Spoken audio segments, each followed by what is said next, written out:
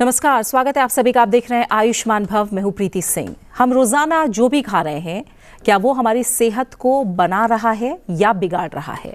क्या आपने कभी सोचा है कि हमारे आहार की आदतें अब तक हमें किस दिशा में ले जा रही हैं? क्या हम सच में वही खा रहे हैं जो हमें खाना चाहिए, या हम खुद अपनी सेहत के साथ कहीं ना कहीं खिलवाड़ कर रहे हैं जो एक बड़ा असर समय के साथ दिखा सकता है?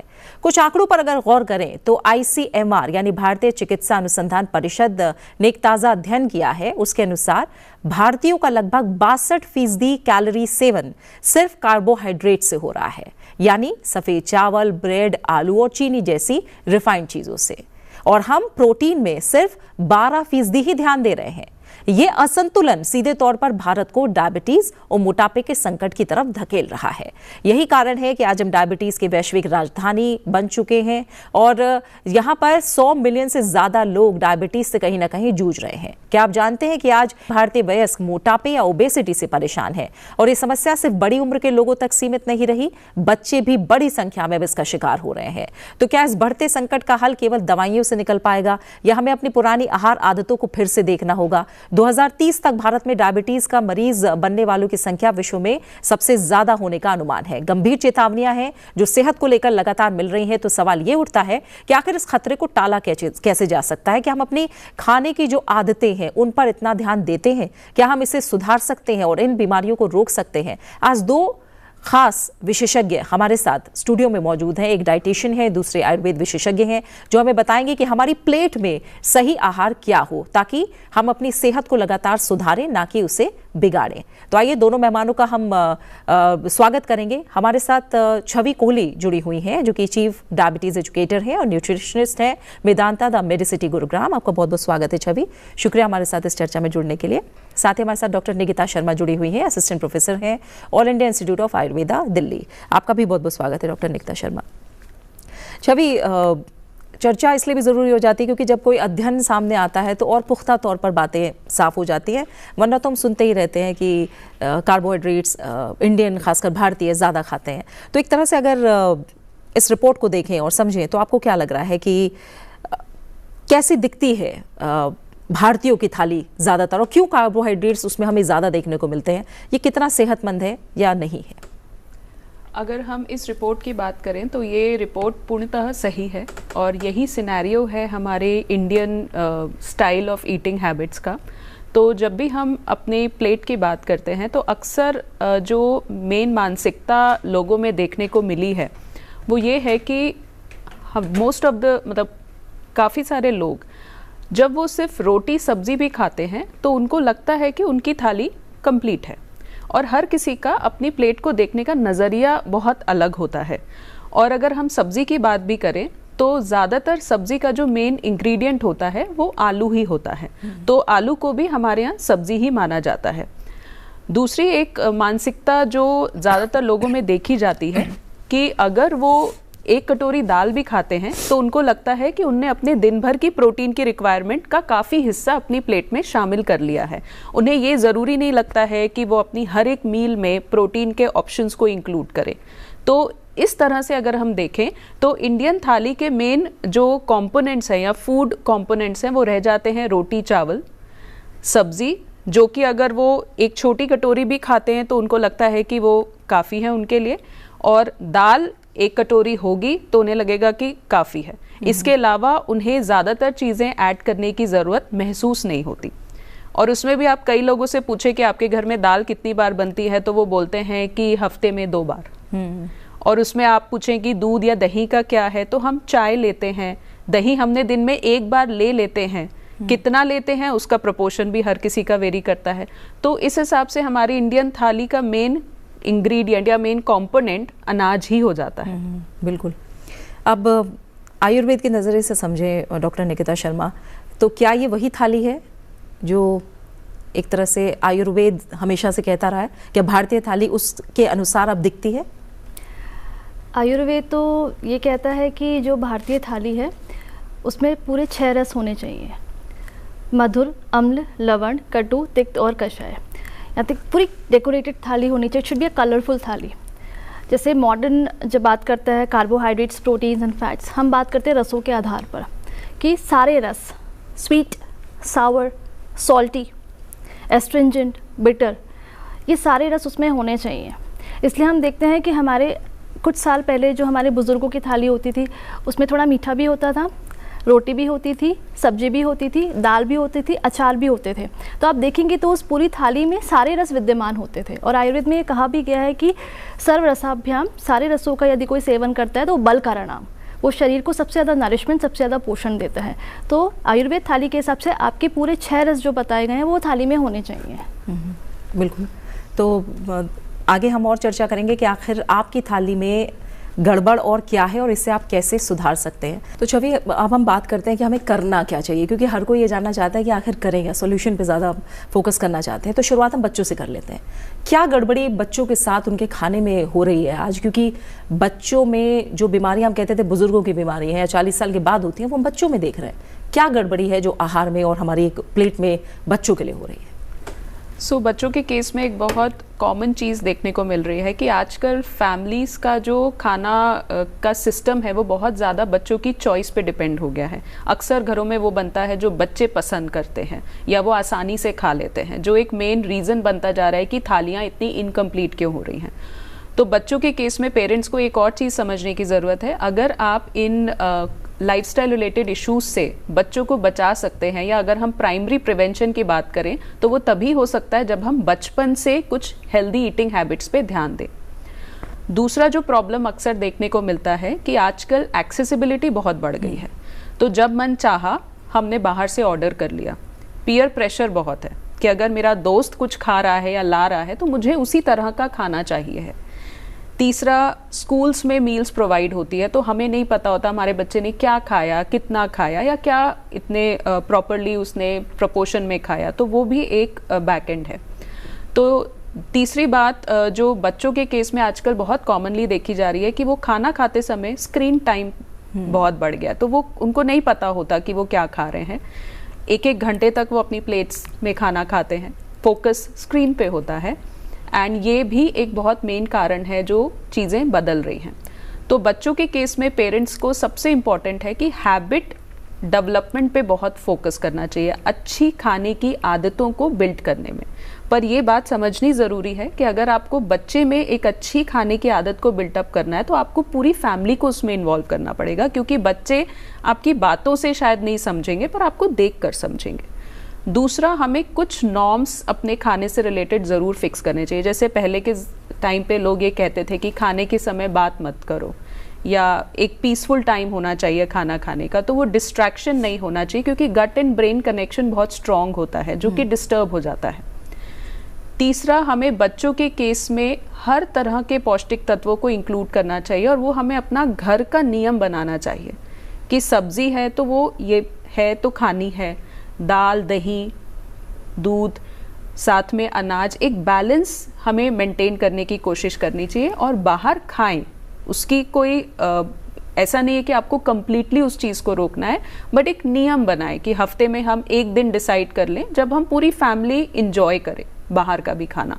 तो इस तरह से एक बैलेंस अगर मेंटेन करेंगे हम खाने में, तो हम उनमें अच्छी ईटिंग हैबिट्स को मेंटेन करने में मदद कर सकता है। बिल्कुल। और आयुर्वेद बच्चों के आहार को लेकर क्या कहता है? ये सेम प्रिंसिपल, सेम प्रिंसिपल है, क्योंकि जो आज चलते हुए आ रहा है, जो सिनेरियो चल रहा है, जैसे कि छवि मैडम ने बताया, ये बहुत इम्पैक्ट डाल रहा है बच्चों के खाने के तरीक़ों पे, क्योंकि वो हमसे ही सीखते हैं, और यदि हम ही गलत है तो वो खुद भी फिर गलत तरीक़ों को अपनाते हैं खाने को।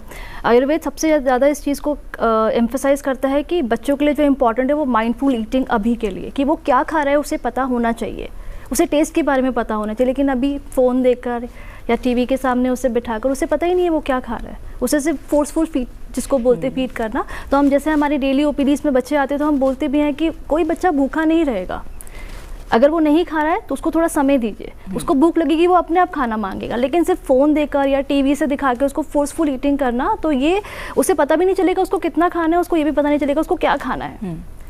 तो ये एक बहुत ही ज़्यादा गलत ट्रेंड सेट हो चुका है बच्चों के लिए, और जो रीज़न है कि आजकल बच्चों में डायबिटीज़ और ओबेसिटी और छोटे छोटे बच्चों में स्ट्रेस भी बहुत देखा जा रहा है इन चीज़ों की वजह से। ठीक है, तो अब थोड़ा सा और आगे बढ़ते हैं। जो किशोर अवस्था होती है एक एडोलेसेंट एज होती है, उसके भी क्या प्रिंसिपल्स सेम है? क्योंकि कहा जाता है बढ़ती उम्र है, बच्चों को लेकर भी कहा जाता है बढ़ती उम्र है, तो कई माँ बाप थोड़ा सा फोर्स भी करते हैं कि एक रोटी और खा लो, थोड़ा सा और खा लो, ये सारी चीज़ें भी हैं। तो यही धीरे धीरे कहीं ना कहीं ओवर ईटिंग की तरफ जाती है। आप कैसे छवि समझाएंगी कि कैसे एक बच्चे या फिर उसके बाद जब किशोरावस्था की तरफ बढ़ते हैं, टीनेज आती है, क्या बेसिक रूल्स हैं, प्रिंसिपल्स हैं जिनका ध्यान रखना है खाने में? बचपन में अगर हम एक यंग बच्चे की बात करें तो देखा जाए तो वो एक टाइम है कि जब हम कुछ हेल्दी ईटिंग हैबिट्स का एक ग्राउंड सेट करते हैं, और हमें वो ग्राउंड सेटिंग करनी चाहिए, क्योंकि ये समझना चाहिए कि जब यही बच्चा अडोलेसेंट एज की तरफ जाएगा तो वो अपने नोशंस भी बीच में लाएगा, और उस समय सिखाना मुश्किल हो जाता है, क्योंकि वो फिर अपने तरीके से कुछ चीज़ों को करना चाहेगा। दूसरा, फ्रेंड सर्कल बढ़ेगा, उसकी तरफ एक्सपोजर बढ़ेगा, सोशल मीडिया एक्सपोजर बढ़ेगा। तो अडोलेसेंट एज में जो नई प्रॉब्लम्स आ रही हैं वो ये है कि हमने ग्राउंड सेट नहीं किया हेल्दी ईटिंग हैबिट का, और हमारा बच्चा और ज़्यादा एक्सपोज हो गया एनवायरनमेंट में, उसके पास और ज़्यादा एक्सेसिबिलिटी आ गई चीज़ों को करने की, उसका एक्सपोजर गलत चीज़ों की तरफ, जैसे कि स्मोकिंग है, अल्कोहल इंटेक है, ये सब चीज़ों की तरफ भी बढ़ गया। प्लस देर रात तक आप अपने स्क्रीन टाइम बढ़ गया, या फिर आप अक्सर बच्चे बोलते हैं कि हम लेट नाइट स्टडी करते हैं, तो आप आजकल बहुत कम सुनेंगे कि कोई बच्चा सुबह जल्दी उठ के पढ़ता हो। अक्सर बच्चे बोलते हैं हम लेट नाइट देर तक पढ़ते हैं, और हम जब रात को देर तक पढ़ते हैं तो हम खाते भी हैं। और क्या खाते हैं? It is just package food, क्योंकि वही अवेलेबल होता है। तो ग्राउंड सेटिंग का टाइम होता है यंगर एज। आपने जो ग्राउंड सेट किया है वही एक रूट आपने बिल्टअप करना शुरू किया, और वो ट्री फॉर्मेशन आप देखोगे कि एडोलेसेंट एज में एक फॉर्म ले रहा होता है। तो चीज़ें एड ऑन होंगी अनहेल्दी ईटिंग हैबिट्स की एडोलेसेंट एज में, अगर हमने बचपन से इसको टारगेट नहीं किया तो। बिल्कुल। आयुर्वेद के अनुसार जैसा आपने कहा कि रस, उसी तरह वात पित्त कफ प्रकृति भी काफ़ी महत्व रखती है। कैसे प्रकृति को जाना जाए? क्योंकि डॉक्टर ने कहा सबके लिए आसान नहीं है जानना समझना, तो इसके लिए भी कुछ नियम है क्या? और प्रकृति के हिसाब से अगर खाने में थोड़ा बहुत भी बदलाव किया जाए तो उसका असर कितना ज़्यादा पड़ता है? देखिए, सिर्फ प्रकृति के आधार पर थोड़ा बहुत नहीं, lifestyle management and food management पूरा प्रकृति के ऊपर ही डिपेंडेंट है, क्योंकि हमें हमारे दोषों के हिसाब से और दोषों के हिसाब से जो हमारी प्रकृति बनी है उसके हिसाब से ही आयुर्वेद में खाना बताया गया है। 3 प्रकार के जैसे दोष है, वात पित्त और कफ। इन्हीं में किसी एक दोष की वजह से या 2 दोष की वजह से या 3 दोष के कॉम्बिनेशन से प्रकृति बनती है। जैसे वात प्रकृति का कोई बहुत जल्दी काम करेगा, बहुत जल्दी बोलेगा, हर चीज़ में हड़बड़ाहट होगी, लीन एंड थिन बॉडी होगी, बहुत हर चीज़ में एक्टिव होगा, काम करेगा, वो वातज प्रकृति है। तो अब उसमें ऑलरेडी वात दोष बहुत प्रीडोमिनेंट है। उसके ऑपोजिट जो कैरेक्टरिस्टिक, जो क्वालिटीज उसके हिसाब से उसको खाना खाना चाहिए। जैसे कि वात में उष्णता, स्निग्ध, गरम खाना, फ्रेशली प्रिपेयर्ड फूड, स्निग्धता, थोड़ा बहुत उसमें घी होना चाहिए। बहुत ज़्यादा जैसे आजकल जो रॉ वेजिटेबल्स या रॉ सैलड जैसे फ्रूट इनटेक करना, इस तरीके का खाना उसके लिए रिकमेंडेड नहीं है, क्योंकि वो वात दोष को बढ़ाएगा। इसी हिसाब से जैसे मैं जल्दी बताऊँ तो पित्त वाले, जिसमें पित्त दोष की प्रीडोमिनेंस रहती है, ऐसे लोग बहुत ज़्यादा एग्रेसिव होते हैं, बहुत ज़्यादा इम्पल्सिव होते हैं, ठीक है, बहुत छोटी छोटी बातों में उनके मूड स्विंग्स होते हैं, तो उनमें ऑलरेडी पित्त दोष बहुत बड़ा हुआ है। तो उसके जो ऑपोजिट गुण है उसको आहार लेना चाहिए। जैसे जिसमें जो शीत है, जैसे आप जूसेस ले सकते हैं, आप बॉइल्ड जो वेजिटेबल्स हैं वो ले सकते हैं। तीसरा है कफ दोष। कफ दोष जिसमें जो बहुत धीरे काम करते हैं, बहुत ही काम होते हैं, कंपोज्ड होते हैं, ऐसे जो प्रकृति के लोग होते हैं उनमें कफ दोष पहले से ही बहुत बढ़ा हुआ होता है। तो उसके ऑपोजिट जो क्वालिटीज़ है वैसे खाना लेना चाहिए। जैसे कि उन्हें थोड़ा स्पाइसी खाना लेना चाहिए। यदि वो बॉइल्ड भी ले रहे हैं तो उसमें जिंजर, टर्मरिक, फेनल या इस तरीके की जो स्पाइसेस है उसको ऐड करके, क्योंकि वात दोष में जो अग्नि हमारी डाइजेस्टिव फायर है उसका अलग तरीका होता है, पित्त दोष में अलग होता है, कफ दोष में अलग होता है। वात दोष में जो इंडिविजुअल्स होते हैं उनकी जो अग्नि होती है वो बहुत विषम होती है, अनस्टेबल होती है। पित्त दोष में जो अग्नि होती है वो बहुत तीक्ष्ण होती है। इस प्रकार के जो व्यक्ति होते हैं वो अपना खाना, यदि उनको हैवी फूड भी दिया जाए तो बहुत जल्दी से वो डाइजेस्ट कर लेते हैं। कफ दोष के जो व्यक्ति होते हैं, जो कफ प्रकृति के जो मैं बोल रही हूँ, जो व्यक्ति होते हैं उनमें जो अग्नि होती है वो बहुत मंद होती है। तो यदि वो थोड़ा लाइट भी खाना खाते हैं तो वो जो अग्नि वो ठीक से डाइजेस्ट नहीं कर पाती है। तो it is all about the dosha predominance, और उसके हिसाब से अग्नि क्या है और उसके हिसाब से हमारा जो खाना है वो कस्टमाइज होना चाहिए। ठीक है। अब थोड़ा सा और आगे बढ़ें, जो युवा वर्ग है वो महिलाओं और पुरुषों के हिसाब से भी, छवि आप क्या कुछ बताएंगे कि उसमें किस तरह का बदलाव लाया जाए, या फिर आजकल क्या गड़बड़ी हो रही है, और कहीं ना कहीं क्या ऐसी चीज़ें हैं जो हम ज़्यादातर सुनते हैं कि घर का बना खाना खा रहे हैं लेकिन फिर भी एसिडिटी, ब्लोटिंग, फटीग, बहुत सारी चीज़ें हो रही हैं, तो ऐसे क्या गड़बड़ होता है खाने में घर के? सबसे पहले तो यंगर एज ग्रुप को मैं ये कहना चाहूँगी कि अपने खाने को महत्व दें।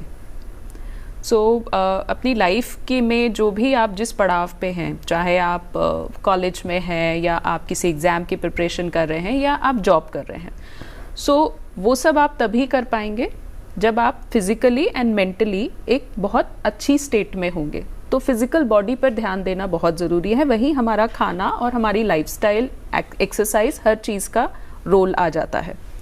तो पहली चीज़ तो अपने खाने के लिए समय निकालें और सही समय पर खाना खाएं। ज़्यादातर डाइजेस्टिव इश्यूज़ का एक कारण है कि सुबह लोग खा नहीं पाते हैं और बहुत लेट नाइट या मिड नाइट तक उनका ईटिंग चलता है, वो खाना डाइजेस्ट नहीं हो पाता, वो सिस्टम में फर्मेंट होता है। दूसरा, जो मिला हमने खाया या अपनी चॉइस के अनुसार खाया, ये करना बंद करें, क्योंकि अगर हम ये कर रहे हैं तो हम अननेसेसरी घर का खाना खाते हुए भी एक डिसबैलेंस क्रिएट कर रहे हैं। मेरे घर में बनता सब कुछ है, वो इतना मैटर नहीं करता, मैटर वो करेगा कि मैंने अपनी प्लेट में किस चीज़ को किस प्रपोर्शन में डाला और उसको किस तरीके से खाया। तीसरा, again screen time while eating नहीं होना चाहिए। जब आप खाने पे फोकस कर रहे हैं तो आपका ब्रेन के सारे सेंसेस उस खाने पे फोकस करें, इसीलिए आपको खाने को के लिए 10-15 मिनट निकाल कर आप खाना खाएं। एक कॉमन सी चीज़ है जो हमें सुनने को मिलती है कि मेरा जॉब इस तरह का है कि मुझे खाने का टाइम नहीं मिलता, मेरा खाना छूट जाता है, या फिर खाने का टाइम निकल गया, फिर इवनिंग टाइम में खाना नहीं खाया जाता तो रैंडमली कोई भी स्नैक ऑर्डर हो जाते हैं, वो खा लिए जाते हैं। तो that it self is a reason.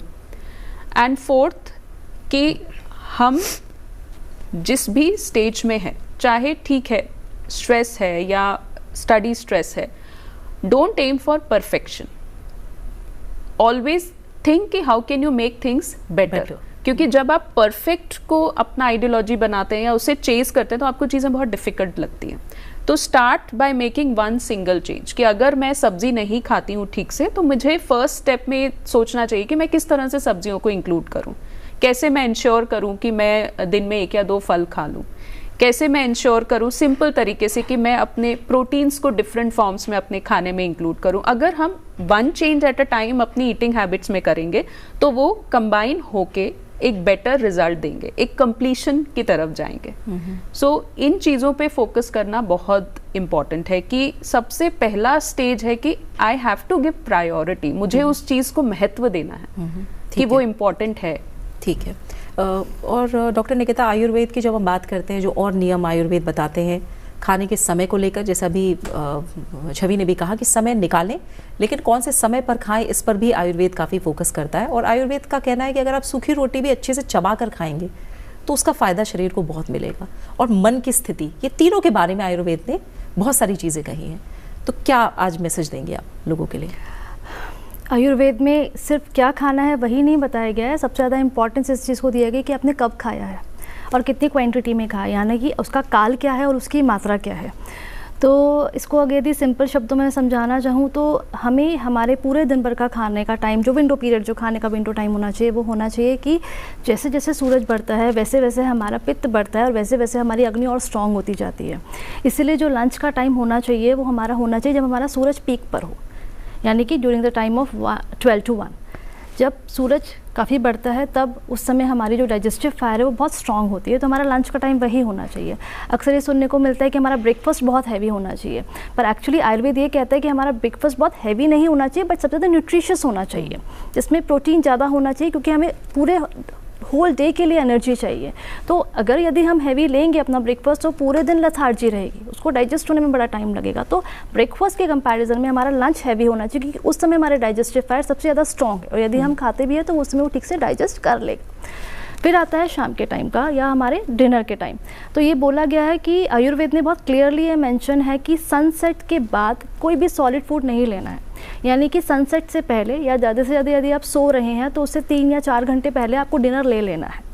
Ideal time जो बताया गया है वो बिफोर सनसेट बताया गया, लेकिन आजकल का जो वर्किंग कल्चर है उसके लिए इट बिकम्स वेरी डिफिकल्ट वो टाइम लेना। तो आप ये मेक श्योर करें कि आप जब सो रहे हैं तो उससे 3 या 4 घंटे पहले खाना ले लें। आइडियली आयुर्वेद में जो एक सॉलिड फूड जो बताया गया है जो आप ले सकते हैं आफ्टर सनसेट वो है मिल्क, क्योंकि मिल्क में ये एक सेडेटिव भी होता है और यदि इसको लिया जाए तो इससे नींद भी अच्छी आती है। तो कोशिश करें कि सनसेट से पहले ही आप खाना ले लें।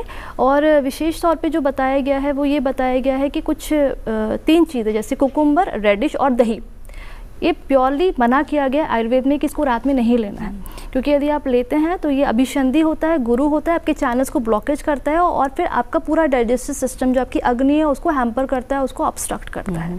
तो मेरे से अगर मैं शॉर्ट में बोलूँ तो आपका जो लंच होना चाहिए वो 12 से 1 के बीच में होना चाहिए, जो आपका डिनर होना चाहिए वो बिफोर सनसेट होना चाहिए, और जब का ब्रेकफास्ट होना चाहिए should be highly nutritious, loaded with protein. बिल्कुल, ये बातें सिर्फ सुननी नहीं है, माननी है और अपनानी भी है, सबसे बड़ी बात है, क्योंकि नॉलेज बहुत ज़्यादा है आजकल सबके पास, लेकिन अपनाने की देर है। छवि, क्योंकि समय कम है, मैं बहुत संक्षेप में चाहूँगी आप बताएं, जब आपने बात कही है परफेक्ट प्लेट की, जब हम बात कर रहे हैं, कौन सी ऐसी चीज़ें, कई लोग हैं सैलेड थोड़ा सा ले लेते हैं, खाने के साथ थोड़ा सा ले लिया, आप प्रोपोर्शन में थोड़ा सा हमें समझाइए, क्या देखना है, क्या मेजर पार्ट होना चाहिए, क्या कम लेना है, क्या कब किस टाइम लेना है, थोड़ा सा अगर आप इसके बारे में समझाएं। सो अगर हम साइंटिफिकली बात करें हेल्दी प्लेट की, कि हेल्दी प्लेट कैसी दिखनी चाहिए, तो उसमें सबसे पहले तो प्लेट साइज़ से बात करते हैं कि 9 इंच की अगर प्लेट है तो साइंटिफिकली हम ये कहते हैं कि आपकी प्लेट का आधा हिस्सा सब्जियों से भरा होना चाहिए, जो जिसमें नॉन स्टार्ची वेजिटेबल्स हो और जितना हो सके वो कलरफुल सब्जियां होनी चाहिए, जितने रंग आप शामिल कर सकें। तो उसमें आप ये कह सकते हैं कि 1/4 आपने सैलेड ले लिया डिफरेंट वेजिटेबल्स का, और 1/4 हिस्से में आपने अपनी कुक्ड सब्जियां ली। फिर जो अगला 1/4 हिस्सा है प्लेट का, उसमें आपको प्रोटीन रिच चीज़ों को शामिल करना चाहिए डिफरेंट फॉर्म्स में, जैसे उसमें दही हो सकता है, दूध हो सकता है, अगर आप अंडा खाते हैं तो वो हो सकता है, चिकन फिश हो सकता है, दालें हो सकती हैं, चने राजमा छोले हो सकते हैं। जो आखिरी 1/4 हिस्सा होता है थाली का, उसमें अनाज होना चाहिए। अब ये जब हम अनाज चूज़ करते हैं तो हमें कोशिश ये करना चाहिए कि अनाज हम ज़्यादा रेशायुक्त चूज़ करें, जिसे हम होल ग्रेन्स कहते हैं। रिफाइंड ग्रेन्स से जितना हो सके हमें बचना चाहिए। और दूसरी बात, जब भी आप खाना खाते हैं तो उसमें हेल्दी फैट्स को शामिल करना बहुत ज़रूरी है। तो जब भी फैट्स की बात करते हैं तो हेल्दी फैट्स आप नट्स एंड सीड्स से ले सकते हैं, ऑयल्स के रोटेशन से इसको लिया जा सकता है। बहुत ज़्यादा सैचुरेटेड फैट को, जैसे कि जो बटर में, क्रीम में होगा, उसको शामिल नहीं करना है हमें ज़्यादा मात्रा में। और ट्रांस फैट को हमें अपनी डाइट में बिल्कुल भी शामिल नहीं करना चाहिए। ट्रांस फैट हमें हर उस चीज़ से मिलता है जो ऑयल की रीयूजिंग से होता है, जैसे कि पैकेज फूड है, या रीयूज़ करते हैं जब अब ऑयल्स को, जैसे कि बाहर का फ्राइड फूड जितना होता है, इन सब चीज़ों से हमें दूर रहना चाहिए। दूसरी बात, अगर हम इंडियन पैटर्न ऑफ ईटिंग की बात करें, क्योंकि हमारे डाइट में ना चाहते हुए भी कार्बोहाइड्रेट ही मेन फोकल पॉइंट बन जाता है, तो हमें कॉन्शियसली अपने खाने में सब्जियों और प्रोटीन की सही मात्रा को इंक्लूड करने की कोशिश करनी चाहिए, हर एक खाने में अलग अलग फॉर्म पे। अगर हम उसको महत्व देना शुरू करें कि पहले मुझे इस चीज़ का पोर्शन अपनी थाली में फिक्स करना है, उसके अनुसार मैं अनाज अपना खाऊंगी, तो ऑटोमेटिकली देखेंगे कि प्लेट का बैलेंस चेंज होने लगता है। क्योंकि कई लोग कहते हैं मैं सूखी दाल कैसे खा लूँ, सैलेड कैसे खा लूँ, सूखी सब्जी कैसे खा लूँ, तो रोटी चाहिए ही चाहिए उन्हें, रोटी या चावल साथ में, इसीलिए अनाज का इंटेक भी ज़्यादा बढ़ता है। जो बातें आपने बताई हैं वो बहुत ज़रूरी है छवि। दूसरी एक चीज़ में, क्योंकि हमने ओल्ड एज को लेकर बात नहीं की थी, अगर 2 पॉइंट आप बताएं जो 40 के बाद की उम्र है या 50 के बाद की उम्र है, क्या ऐसी बातें हैं जो ध्यान में रखनी है? इस एज ग्रुप में हम देखते हैं कि मेल्स और फीमेल्स दोनों में मसल मास बहुत ड्रास्टिकली ड्रॉप होता है, तो बहुत ज़्यादा मस्कुलर वीकनेस आती है, साथ में बोन हेल्थ भी अफेक्ट होती है। तो इसीलिए अगेन यहाँ पे एक बहुत इंपॉर्टेंट चीज़ है जिसका ध्यान रखना है कि खाने में प्रोटीन की मात्रा हमें अच्छी रखनी है और प्रोटीन को छोड़ना नहीं है। हर एक मील में अलग अलग तरीके से हमें प्रोटीन को शामिल करने की कोशिश करनी है। दूसरा, हमें सब्जियों की मात्रा भी बढ़ानी, क्योंकि ये उम्र होती है जब आप देखते हैं कि मैक्सिमम लोग जो हैं लाइफस्टाइल रिलेटेड इश्यूज़ के शिकार होते हैं, तो रेशा बहुत इंपॉर्टेंट है। साथ में जितनी भी हमारे रेशा युक्त चीज़ें हैं या सब्जियां हैं उससे हमें एंटीऑक्सीडेंट्स भी मिलते हैं, तो इनको शामिल करना बहुत ज़रूरी है। तीसरी बात यहाँ पे ये ध्यान देना है कि अक्सर कई बार क्या होता है कि डाइजेशन अगर हमारा प्रॉपर नहीं है, कई चीज़ें डाइजेस्ट नहीं कर पाते हैं, तो लोग डर के मारे कई चीज़ें छोड़ने लगते हैं। तो ये ना करें, आप डिफरेंट ऑल्टरनेटिव्स को ट्राई करें और जो आप सही तरीके से पचा पाते हैं, जिसको खा के आप ज़्यादा कंफर्टेबल हैं, उन ऑप्शंस के ज़रिए आप अपने पोषण को कंप्लीट करने की कोशिश करें। ठीक है। और आप जाते जाते डॉक्टर निकिता शर्मा और क्या संदेश देंगी, क्योंकि इंटरमिटेंट फास्टिंग है कि बहुत कुछ चला, बहुत अलग अलग तरह की डाइट के आए दिन हम सुनते रहते हैं, उपवास का कितना महत्व है? सही प्लेट के बारे में तो हमने कहा, उपवास कितना हमें स्वस्थ रख सकता है? इस पे तो एक नोबेल प्राइज़ भी ले चुके हैं कि फास्टिंग इज़ इम्पॉर्टेंट, क्योंकि फास्टिंग हमारे बॉडी में जितने भी टॉक्सिन्स एक्यूमुलेट हो जाते हैं उसको डाइजेस्ट करने में हेल्प करता है। तो जो योगा के एक्सपर्ट BK अयंगर सर थे, उन्होंने बोला भी है कि once in a week fasting is recommended. तो ज़्यादा फास्टिंग भी नहीं करनी है क्योंकि इससे वात दोष बढ़ेगा, तो once in a week fasting आप कर सकते हैं। और जो बिल्कुल फास्टिंग नहीं कर पाते वो क्या खा सकते हैं उस एक दिन हफ्ते में? वो अपने देखिए, फास्टिंग का मेन मोटिव यही है कि हमारी बॉडी में जो टॉक्सिन्स हैं उसको वो रिमूव करना है। तो जो फास्टिंग नहीं कर सकते, जैसे जो वातज प्रकृति के जो व्यक्ति होते हैं उसमें फास्टिंग रिकमेंडेड नहीं है, तो वो उसी समय खाए जिस समय उनको भूख लगे। भूख लगने के टाइम पर ही खाएं और जितना कोशिश करें उतना अपने साइज़ को थोड़ा रिड्यूस करें। प्रोटीन इंटेक रखें ताकि न्यूट्रिशन मिलता रहे, और ये नियम अपना सकते हैं बिल्कुल। और क्योंकि ये काफ़ी रुचि वाला टॉपिक भी है और एक तरह से कहीं ना कहीं और ज़्यादा जानकारी हम परफेक्ट प्लेट को लेकर ले सकते हैं, तो आगे भी आयुष्मान भव के अंक में हम पूरी कोशिश करेंगे कि इस पर चर्चा को जारी रखें, क्योंकि समय आज पूरा हो गया है। छवि, आपका बहुत बहुत शुक्रिया। निकिता जी, आपका भी बहुत बहुत शुक्रिया इस कार्यक्रम का हिस्सा बनने के लिए। तो आज हमने जाना कि क्या हम सच में वही खा रहे हैं जो हमारी सेहत के लिए ज़रूरी है, और क्यों भारत को आज डायबिटीज़ और मोटापे की राजधानी बनने से बचाने की ज़रूरत है। जैसा ICMR की एक रिपोर्ट है, कहीं ना कहीं एक कारण भी दिया गया है हमें कि दोबारा इस पर चर्चा करें कि भारतीय क्या गलती कर रहे हैं अपने खाने में। और इसके अलावा भी जो अन्य शोध हुए हैं उनसे साफ है कि हमारी खराब आहार आदतें सिर्फ हमारी सेहत को नहीं बिगाड़ रही हैं, बल्कि आने वाली पीढ़ियों के भविष्य को भी खतरे में डाल रही हैं। इसीलिए जो समस्या जिससे हम आज जूझ रहे हैं उसे ठीक करने का वक्त अभी है, और जो भी सुझाव और सलाह आज दी गई है हमारे दोनों विशेषज्ञों की तरफ से, हम उम्मीद करते हैं कि आप उसे अभी से अपनाएंगे और रहेंगे एकदम स्वस्थ। आज के अंक में फिलहाल इतना ही। आप बने रहिए सनसेट टीवी के साथ। नमस्कार।